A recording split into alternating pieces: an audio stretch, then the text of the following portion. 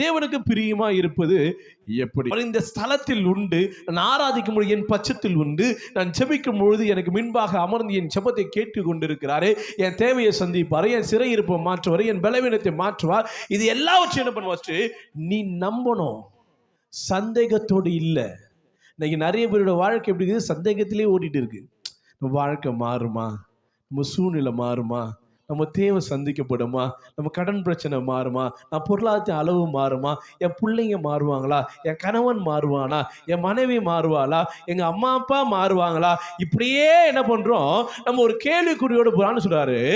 விசுவாசம் இல்லைன்னா நீ கர்த்தருக்கு பிரியமா இருக்கவே முடியாது. கர்த்தர் செய்வாரு, கர்த்தர் மாற்றுவாரு, கர்த்தர் கொடுப்பாரு, கர்த்தராலே எல்லாம் நடக்கும் என் வாழ்க்கையில் என்று விசுவாசிக்க முடியும். ஏன்னா நான் தேவனை ஆராதிக்க போகிறேன், தேவனை தொழுது கொள்ள போகிறேன், தேவனை நம்பி போகிறேன், கர்த்தரை பார்க்க போகிறேன், நான் வறுமையாய் வரமாட்டேன் என்ற விசுவாசத்தோடு வருகிறவனிடத்தில் கர்த்தர் பிரியமா இருக்கு. நம்ம வாழ்க்கையில் இன்னைக்கு அநேக நகரில் என்ன நடக்குன்னா, விசுவாசத்தை குறைபட்டு நிற்கிறோம்.